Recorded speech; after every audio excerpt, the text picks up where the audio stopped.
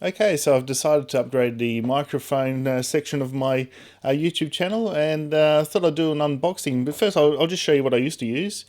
This is what I used to be using, well, until I upgrade it. So we've got the Rode video mic. It's pretty standard. Use them on digital SLR cameras. And that was going into a JuiceLink DS214. They're pretty rare. I did a video on this, and I'll leave the link up there. And yeah, so that was a preamp, low noise preamp, and that was just going into my computer. And yeah, the audio, as you can tell, it's pretty good. But two problems I had was, first, if I want to use this setup on my digital SLR, I'd have to take it all off and move it. Also, because it runs on 9-volt batteries, when the batteries are running a bit low, the audio levels would go everywhere. So I wasn't too happy with that. So I wanted to go for like a passive system, didn't use batteries. And I've come up with this. So I'm going to have the SM57. Going to have a pop filter on that one. So PS01 Samson pop filter, and also going to use a Shure A2WS windscreen, and normal XLR cable. And that's going to go into a Scarlett Focusrite Solo. So let's do some unboxing. Let's see how this is all going to be put together and what you get inside. Just actually a bit of a shout out for guys at Manning's in Australia, if you're there. I like their slogan. Remember us when you're famous. They're also going to the store DJ. Recommend them. Not sponsored by them or anything. I just had a good experience, and customer service is really good. Taught me through a few issues I had, and yeah, it worked out well. So maybe we'll put Manning's. I'll put a little Manning's sticker on here. Let's go to these. Let's put Manning's there. There you go. Manning's. Not sponsored by Manning's, but they did well. Thanks, Manning's. All right, let's go to the first one. Let's start with the Shure SM57. So here we go. So that's what the box looks like. Sorry, I haven't got much room on my desk to zoom out too much, but there's the box, and it's a box within a box. If you take that box out, it's just doesn't really say too much on the packaging here. It just says, "Go ahead, play hard." It comes with a SM57 mic clip and zipper pouch. It's just industry standard, highly versatile microphone tuned for clean reproduction of amplified and acoustic instruments. But I did a fair bit of research, watching other videos online, and I found that it was really good for vocals as well. And you can actually make it sound like an SM7B. So I thought I'll go with this because it's pretty versatile. Not that I'm into instruments, but if I ever get to play an instrument, I can set it up with that as well. Alright, so let's see what's inside. Let's have a look. Sure sticker. And before using this product, please read and save the enclosed warnings and safety instructions. Probably, don't immerse in water and all that sort of stuff. What's this one? Not too sure what it is. An appendium. Doesn't really tell me too much. It's all in Japanese or Chinese or something, that one. Limited warranty. Not too sure how many years warranty we get on this. But these things are meant to be bulletproof, so I'm not going to even worry about the warranty. User guide. There we go. This is pretty cool. Your Shure cable management strap. Mic clip. Little mic clip there, standard mic clip, and I'm pretty sure it should come with an adapter as well. I thought it came with an adapter, and there's the mic. There's the actual mic. Very nice, very nice. Dynamic Shure mic. XLR. I think there, and there's the actual. Oh, yeah. Yeah, I hear something inside. That must be where the adapter is. Oh yeah, there it is. So inside you get the little adapter. and that can fit into the mic clip. Fits into the mic clip, and you can adapt it. Alright guys, so that's that one. We'll run through this pretty quickly. Let's put all this back in. We'll move on to the next one. Move on to the next item. Put this aside. Alright. What should we go for next? XLR cable. Yeah, that's pretty standard. Get rid of that. I think I went for 3 meters so I can move it around a little bit. Okay. The Shure Windscreen A2WS. See how this opens.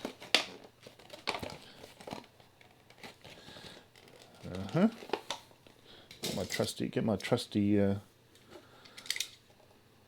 utility knife. Let's get inside this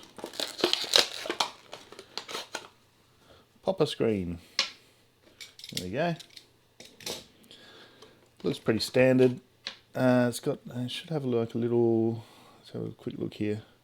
Should have a little screw, because somebody said they lost a screw once. I cannot see the screw. Oh, there it is. It's got a little.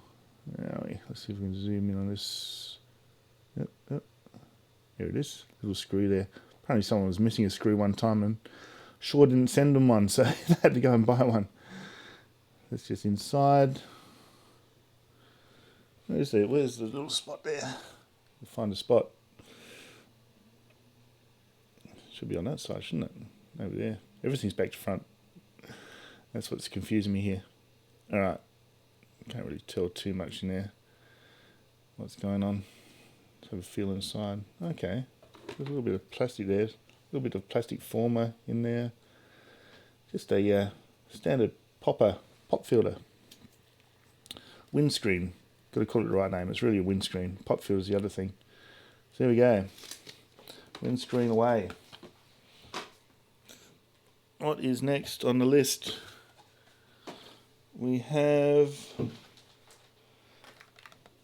pop filter. So these come in useful. Now I bought one. I had one that was pre-opened. Saved $5. Nothing much, but hey, every little bit counts. Let's take him out. Can't really say anything on there.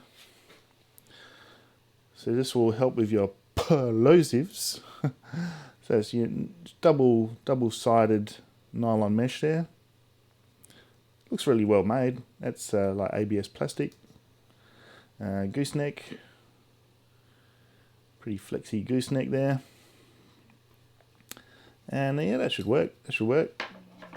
And it comes with the adapter you can put on the PSA01 Rode I've got. Now that will go onto there.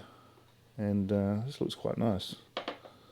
So I think it's got like a little bit of protection there as well.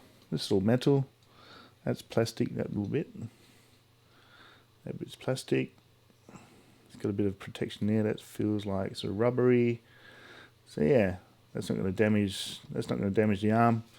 That's going to work quite nicely. And on the other end, you put your pop filter in there and screw it in. There we go. Simple as that. That should work well. Put it wherever I want. Alright, so that's what's that one? A Samson PSO1. It's one of it wasn't the cheapest one, and so I've had good reviews, so I got that one. And lastly, the guts of it all. Scatlett Solo from Focusrite. Let's have a look. It's got a bit of sticky tape there. Need to cut that. Cut the sticky tape. Alright, here we go. Your Scatlett experience starts here. Click here to get started. So you plug it into USB and then it looks like it clicks there and for Mac and PC. And it probably downloads the software and all that sort of thing. Because I was talking to a guy from Manning's Manny's, isn't it? Manny's? Yeah, Manny's. And yeah, he was saying it comes from some really good software. So, let's have a look. Got USB cable. It looks like about a 1 meter one, maybe. Maybe. Let's have a look.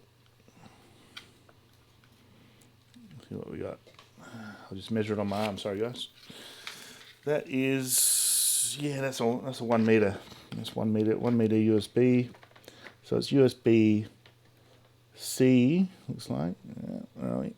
Yeah. USB C to USB A.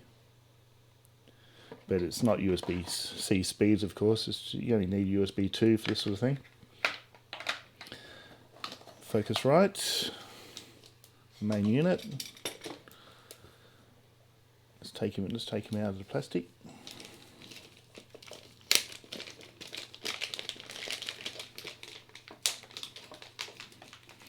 Got a little silica gel bag in there. That's what he looks like. It's got the usual protection on the fronts. These little tabs things. I'll take them off later. So you got the XLR input. Also got the 1/4 inch for instruments.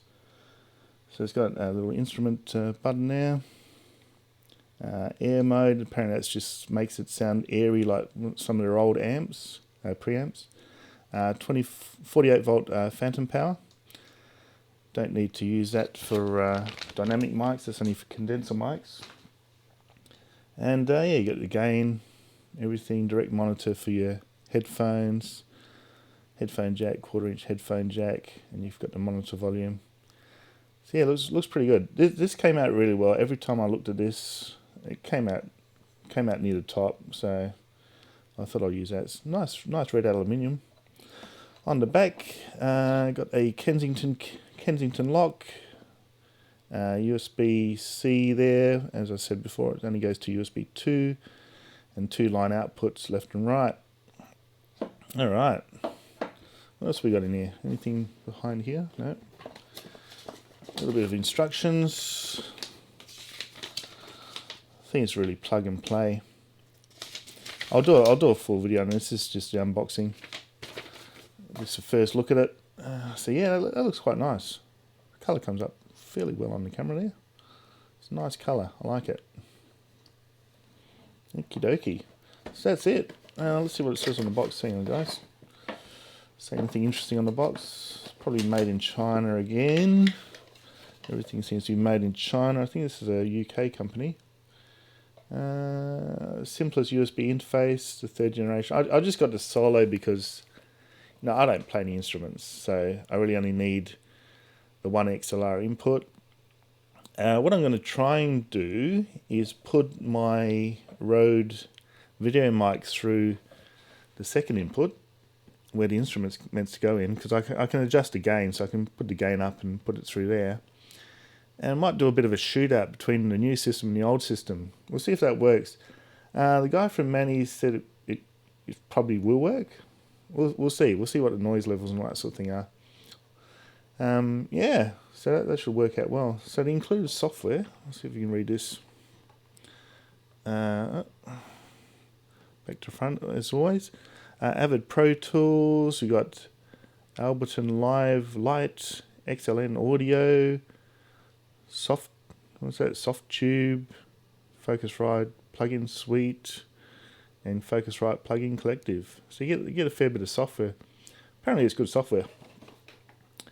So it's 3rd generation, 2 in, 2 out USB interface, Focusrite.